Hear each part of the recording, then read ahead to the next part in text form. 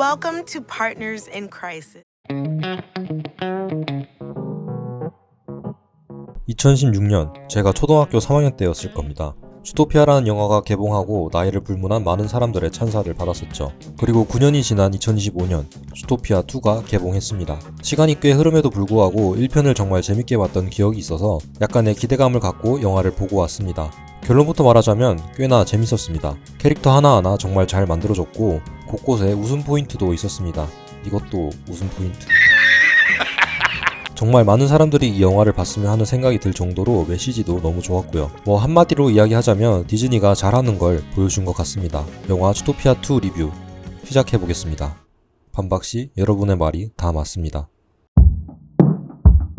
9년 만에 나온 후속작이라 많은 분들이 연결성을 이유로 관람을 망설일 수도 있을 것 같았습니다. 하지만 필수적으로 1편의 모든 내용을 다 알 필요는 없습니다. 닉과 주디가 어떤 관계인지 정도만 안다면 이번 영화를 보는데 큰 문제는 없을 듯 싶습니다. 어떻게 보면 당연할 수 있겠죠. 9년이 지났는데 모든 사소한 부분을 연결하는 건 좀 그러니까요. 물론 1편을 재밌게 봤다면 아마 반가울 만한 캐릭터도 있을 것 같습니다.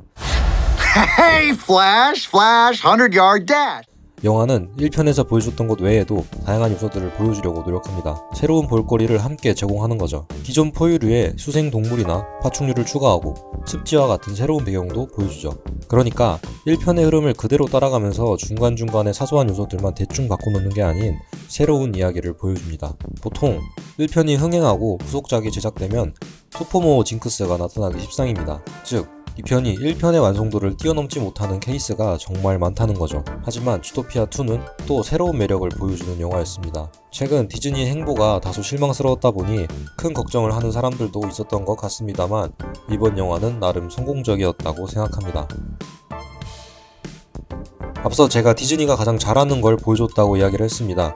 디즈니 작품의 가장 큰 특징은 강렬한 교훈적인 메시지라고 생각합니다. 그런 부분에 있어서 이번 주토피아2는 뚜렷한 메시지를 잘 드러내고 있다고 생각합니다. 누구나 다 이해할 수 있지만 그렇다고 너무 억지스럽지 않게 걸작으로 평가받는 디즈니 작품들의 특징이 그런 것이죠. 하지만 어떻게 보면 디즈니스럽다는 이야기가 약간의 단점으로 나타날 수 있다고도 생각합니다. 무조건적인 선악구도와 그리고 거기서 오는 약간의 클리셰적인 부분들.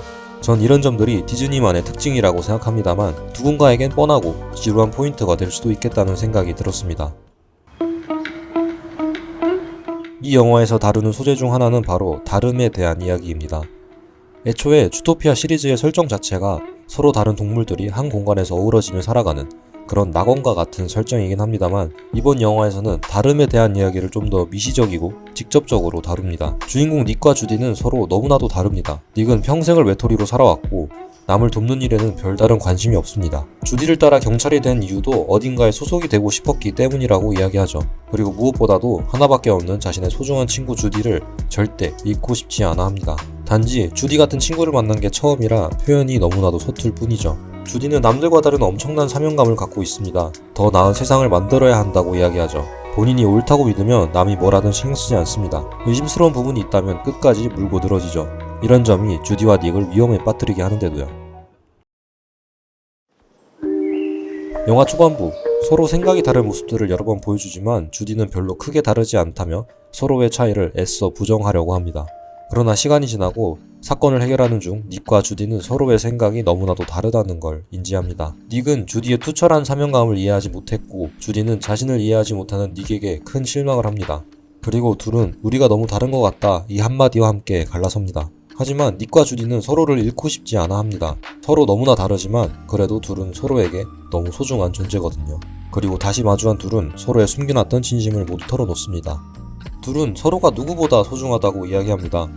그래서 차이라는 것 때문에 소중한 존재를 잃고 싶지 않아 하죠. 사실 서로가 다르다는 걸 받아들이고 나면 그 차이는 별게 아닐 수 있습니다. 아니 어쩌면 모두가 나와 같을 것이라고 생각하는 게 더 어리석을 수 있죠. 전 제가 살고 있는 곳과는 다른 지역에서 학교를 다니고 있습니다. 아예 새로운 환경에서 친구 하나 없이 고등학교 생활을 시작한 거죠. 고등학교 1학년 때 차차 새로운 친구들을 사귀면서 정말 많은 어려움을 겪었습니다. 친구들과 제가 너무나도 달랐기 때문이죠. 쉽게 말해보자면 서로의 생각이 너무나도 달랐습니다. 시간이 지나고 벌써 졸업을 앞두고 있지만 친구들과 저의 차이는 여전합니다. 근데 그게 다죠.